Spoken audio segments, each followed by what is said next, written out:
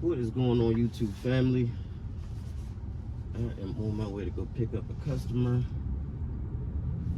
but I promised you guys that I would do a video talking about a little bit about the car business and sort of different little things about it.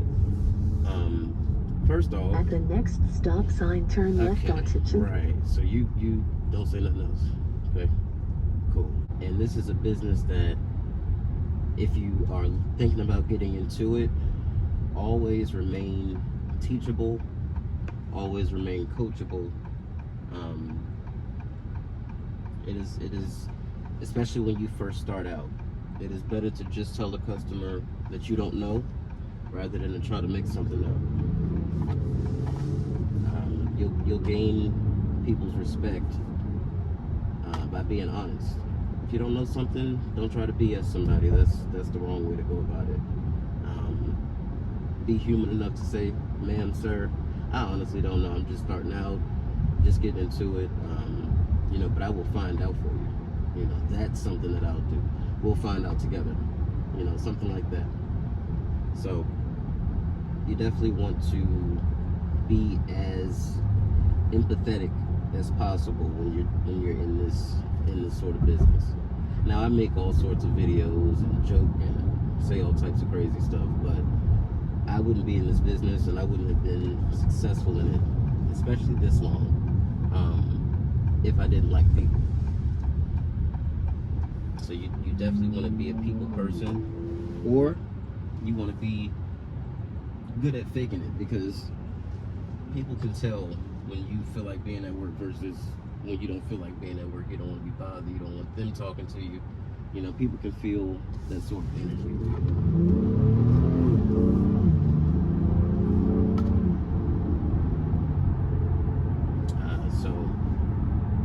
But yes, first thing is always remain teachable. Second thing, be honest with people about not knowing stuff. That'll get you further in line and BSing. Third thing, make sure that you work with people that you actually like, and that like you, and that respect you. Mainly respect. You can respect somebody and not care for them as a person or what they do, but you can still respect them as a human. So you want to be around people that respect you. I say that because this can be a very, very cutthroat business. If you are sensitive, if you cry at the drop of a hat, if stress affects you, or if not if stress affects you, it affects everybody, but if tense situations are not your thing, then this is definitely not the business for you. You want to be able to come in the door and earn your respect pretty quickly, because people will play with you in this business. They will take your deals, they will try to take your customers, they'll lie and say that you're not at work. I've seen all these things happen. It's messed up, but it's real. So always make sure you're around people that respect you. If you can't find that respect level amongst your peers at that store, probably best that you just don't work there, because that's not the way to go about it. So, and if management isn't going to do anything about it, it might be time for you to make your exit.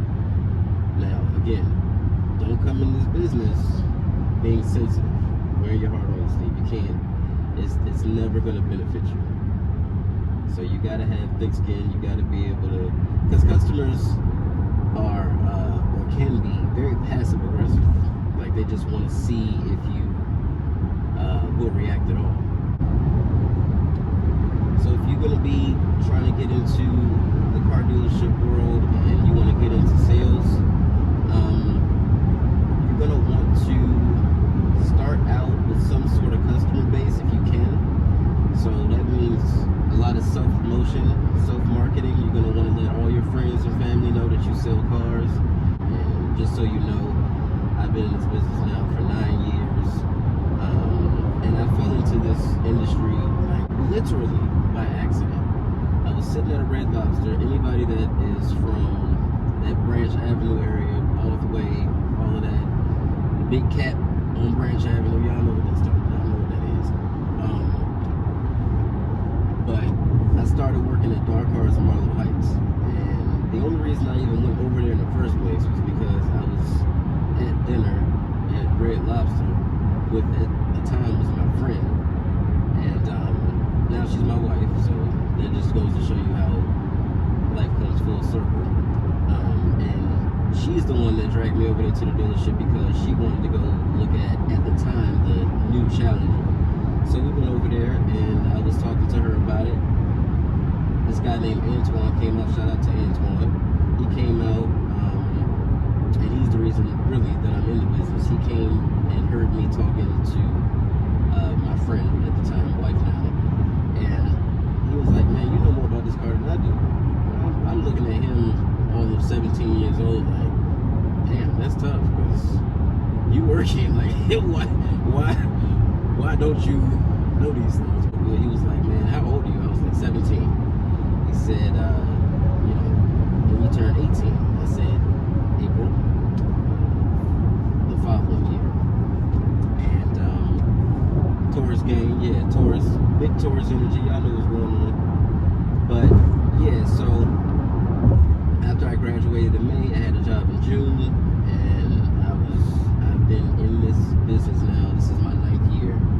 So it can be, if you get with the right people, learn the right things, absorb the right things, and retain the right things, you can be successful anywhere, because you'll realize very quickly that the product might change, the badge might change, the company might change, but the process is always going to be the same when it comes to selling a car.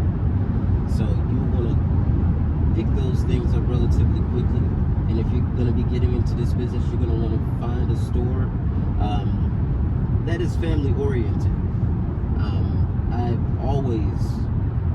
That's always been one of my top requirements for me to work at a dealership. It has to be a family style, family oriented dealership, because when you work at a dealership, you'll find this out as well, especially in the beginning, until you've earned your marks and you've earned the right to sort of ask for a certain schedule and things like that.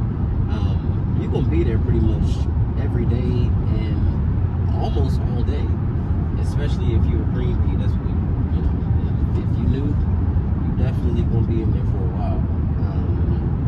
But that's good, because you want to learn. And I used to, when I was younger, I used to complain. I'd be like, man, I don't want to be here, sitting here all damn day. But the things that I learned at 18, 19, 20 have prepared me very well to sit at 26 years old. I'll be 27 this April. Going in, creeping up to that 30 mark, like I'm glad and grateful that I put those hours in and that time in, because now I can put in a quarter amount of the time and make triple the money that I made at that age of my life. And it's all from the skill that I've honed, and this is really a craft. I don't think people understand it. A lot of people really look down on car salespeople, and it's funny because I know a lot of car salespeople that make more than the people that look down on them, and that to me is hilarious. So I don't know a car salesperson that doesn't make 6 figures, and I'm not talking about $100,000 even. We're talking good money. So I don't understand why people try to play salespeople like we're not out here eating, but it is what it is.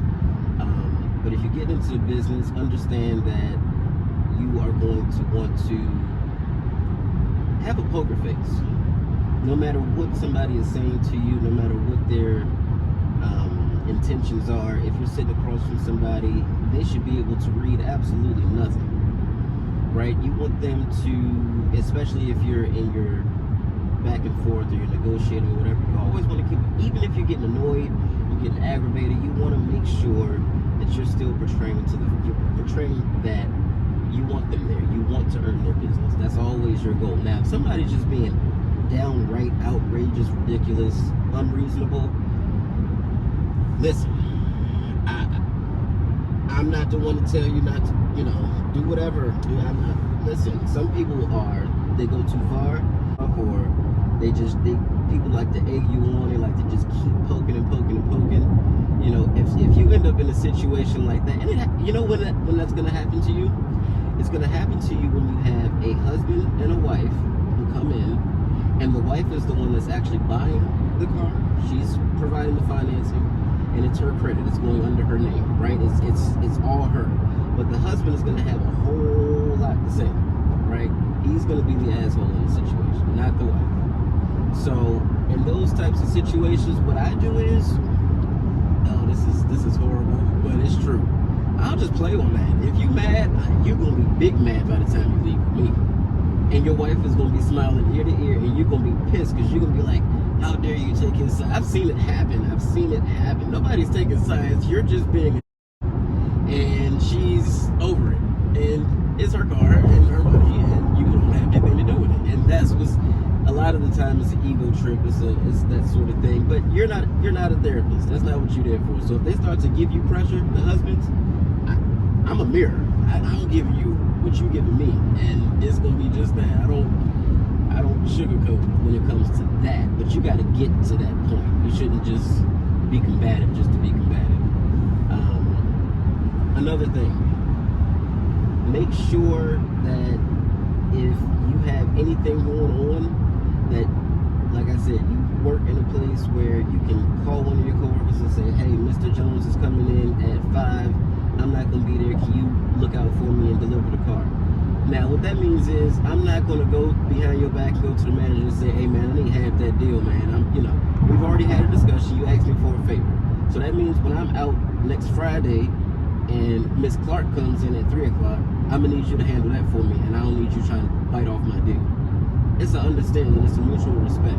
But you have people that will go behind you. They'll try to tell the manager, no, I want to have that deal. So you just got to be careful. Watch your back. And a smiling face is not always telling the truth. So just, be smart. Don't be green. Don't be naive to things. So if you're a very naive person, the car business is not for you. You will be fooled and tricked and hoodwinked and bamboozled so bad. Please, just find something else to do. This is not the industry for you. If you have, that's going to sound bad too. I can't say that on camera. Never mind. Never mind.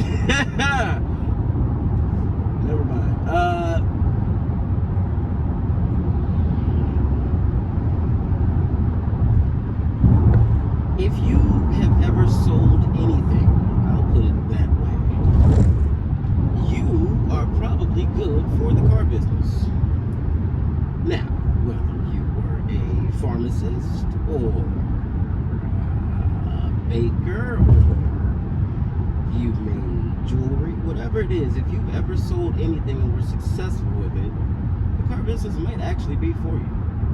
But, like I said, you have to dedicate quite a bit of time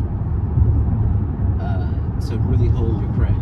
And so if you have children, young children, or you have things that you have to do outside of work all the time, or things just never line up with your schedule, this is also probably not the industry for you, because when you first start, like I said, they're going to require a lot of your time. But I will say, this is one of the only industries that you can make the type of money that the people that myself and I know make. You don't need a college degree. You don't need any type of certifications. You don't need any sort of, pre-qualification or training or anything like that. Most dealerships will require you to go to, I know at least our cars did. I had to go through a week of training with a guy named Joe, and I will never forget him because he has this damn story about fried rice. If anybody has ever worked at our cars and you know that story about fried rice, please say something in the comments. You have got to say something, because we all have heard that damn fried rice story. So anyway, I'll tell you about that another time. We'll have another story time and we'll talk about it another time. But yeah, and don't in this business, you will always want to have enough confidence to ask. You will not That closed mouth in this business will die. It ain't about getting fed. You will starve yourself off the floor to the point where you have sold nothing, and management's gonna look like, okay, why is he or she still here? You want to always be productive. You want to be doing something. Hell, make it look like you're busy. Just walk real fast through the dealership. Do something. But if there's downtime at a dealership, try to find something to do. Call your customers, follow up with people, whatever you have in your pipeline. Try to make sure that you have everything set up for your week. You want to always have things that are coming this way and not that you're chasing. Does that make sense? You want to make sure that you have enough deals and people that you have talked to that by the end of your week you sold 5 or 6 cars, and that's not the ones that you set up for the next week, right? These are just ones that have already been set up from the previous week. So you want to always have something coming in. You don't really want to be chasing in the car business, because chasing, while, especially if you don't have anything, that is stressful. You want to make sure you always have something in your back pocket while you're out on the hunt. Because what if you get hungry while you're hunting? You ain't gonna sit out there and starve to death while you're out there trying to kill something that you want to eat. You need to be able to have that energy so you can complete this mission and complete the task at hand. So those are just a few pointers. I'll get more in depth with it. I didn't write anything down. I didn't make a script. I didn't, this is all off the dome. So if my thoughts are a little bit scattered, it's because I've been doing this for so long. It's second nature to me, so now I'm having to go back and sort of think about some of the things that were said and taught to me. But we'll get more into the car business in another video one day. And yeah, if you're thinking about getting in the business, just make sure, like I said, you have thick skin and you can keep a poker face most of the time. But also be prepared to check disrespect. You have to. And in this business, it won't stop until you do. So you got to make sure, and that's life, period. You got to, if it's something going on, somebody's doing something that you don't like, you got to tell them. And if they don't stop, then you got to do something about it. So whether that means you find a new job, or whether that means you take all the lug nuts off of their car, that's up to you. I don't have any say in what you do. You know what I'm saying? So, but you didn't hear that from me, and I ain't got no bail money for you. So be real careful. Anyway, guys, y'all make sure y'all have a great day. Y'all make sure y'all have a great, productive day. Go get this lady. I don't need y'all seeing where she lives. So I will catch y'all in the next one.